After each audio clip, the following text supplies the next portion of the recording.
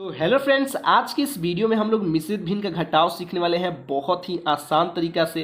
Friends, मैं इस तरह के प्रश्नों को बहुत ही आसान तरीके से समझा दूंगा, तो बस आपको क्या करना है कि वीडियो को अंत तक देखना है, जिससे आपको इस तरह के प्रश्नों को बहुत ही आसान तरीका से करना आ जाए।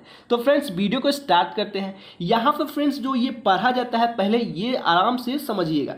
इसको जो 5 लिखा है ना, इसको सही में पढ़ा जाता है। जैसे 5 सही 3/4 माइनस 2 सही 3/2। क्या फ्रेंड्स, ध्यान से देखिएगा, 5 सही 3/4 माइनस 2 सही 3/2।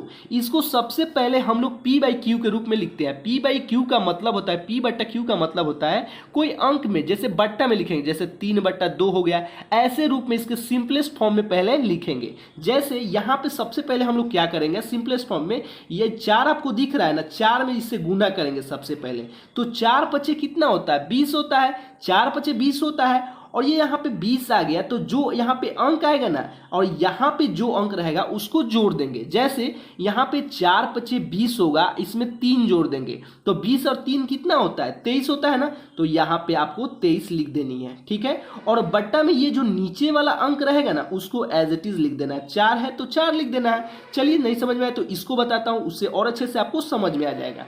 मैंने क्या बोला, ये जो नीचा वाला लिखा है ना, इसमें इससे गुना करना है, ठीक है। 2 दूना कितना होता है, 4 होता है। और यहाँ पे जो 4 आ गया ना, तो ये जो ऊपर वाली संख्या है उसमें जोड़ देना है। पहले गुना करनी है, ठीक है, और जो अंक संख्या आएगा उसमें 3 जोड़ देना है। यहाँ पे जो भी अंक रहेगा उसको जोड़ देना है। जैसे 2 दूना 4 और 4 3 कितना होता है, 7 होता है ना, तो 7 लिख देंगे। और बट्टा में ये वाला जो नीचा अंक आएगा ना फ्रेंड्स, उसको एज इट इज लिख देंगे।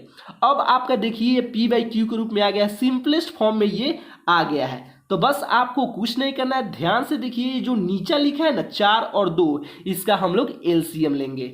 तो 4 और 2 का साइड में हम लोग एलसीएम लेंगे, 4 कोमा 2 का हम लोग एलसीएम लेंगे। ये किसके पहाड़ा में फ्रेंड्स, दोनों है, तो सबसे छोटा आपको 2 दिख रहा है तो 2 लेंगे, ठीक है।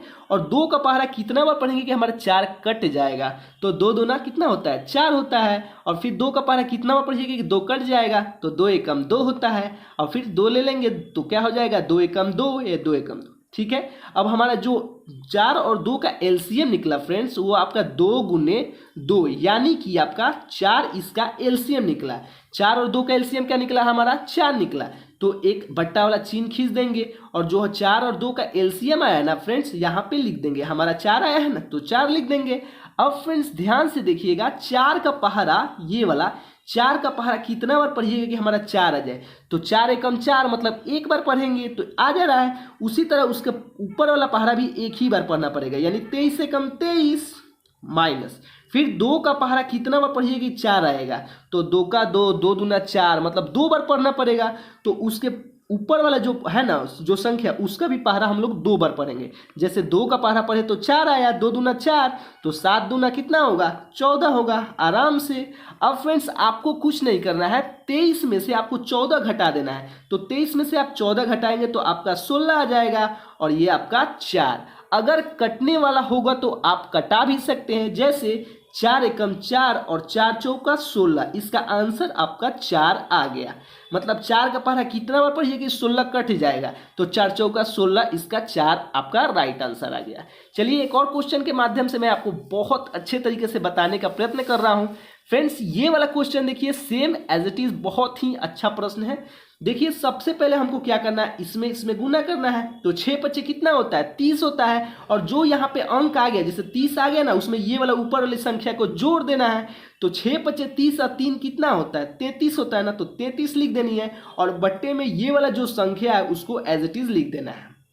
फिर माइनस, और फिर 3 का पारा कितना बार पढ़िए कि 3 का पारा ये इस पर पढ़ना पड़ेगा। 3 तरीका कितना होता है, 9 होता है।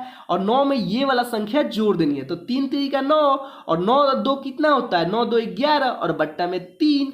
अब फ्रेंड्स, आपका सिंपलेस्ट फॉर्म में आ गया है, तो आप इसका एलसीएम लेना पड़ेगा। जो 6 और 3 है ना, तो यहाँ पे साइड में एलसीएम उसका लीजिए, 6 हो गया और ये 3 हो गया। तो इसका एलसीएम लेंगे। सबसे छोटा इसमें कौन सा है, 3 दिख रहा है ना, तो 3 से लगाएंगे, तो 3 दूना 6 और 3 एकम 3, और फिर इसमें 2 से लगाएंगे, 2 एकम 2, एकम 1, नीचा 1 1 आ गया, तो हमारा एलसीएम आ गया। मतलब 6 और 3 का जो हमारा एलसीएम आया है, 3 गुने 2, यानी कितना आया है, 6 आया है।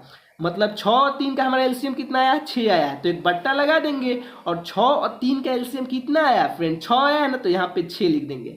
अब फ्रेंड्स ध्यान से देखिएगा, 6 का पहरा कितना बार पढ़िएगा कि 6 आएगा, तो 6 कम 6, तो जस्ट उसका ऊपर वाला भी पहरा उतना ही बार पढ़ा जाता है। जैसे 6 का पहरा 6 एक बार पढ़े तो 6 आया ना, जैसे 6 कम 6 एक बार पढ़ना पड़ा, ठीक है ना। तो 33 का पहरा भी एक बार पढ़ेंगे, 33 से कम 33, और माइनस 3 का पहरा कितना बार पढ़ेंगे कि हमारा 6 आएगा, तो 3 का 3, 3 दूना 6, 2 बार। तो 11 का पहरा भी 2 बार पढ़ेंगे, तो 11 दूना 22। अब आपको कुछ नहीं करना है, सब्ट्रैक्ट मतलब घटा देना है, आपका आंसर आ जाएगा। यहाँ पे देखिए इकाई अंक में से इकाई अंक घटाइए, 3 में से 2 जाएगा तो 1, 3 में से 2 जाएगा तो 1, और बट्टा में ये 6 दिख रहा है वही लिख देंगे, और यही आपका आंसर हुआ।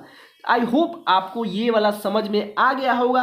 तो फ्रेंड्स मैं एक होमवर्क के लिए आपको क्वेश्चन देता हूं, उसको आपको बनानी है। और फ्रेंड्स ये वाला जो क्वेश्चन है आपको बनानी है, और वीडियो थोड़ा सा भी यार अच्छा लगा तो प्लीज़ यार लाइक और सब्सक्राइब करना। मिलते हैं नेक्स्ट वीडियो में, थैंक यू।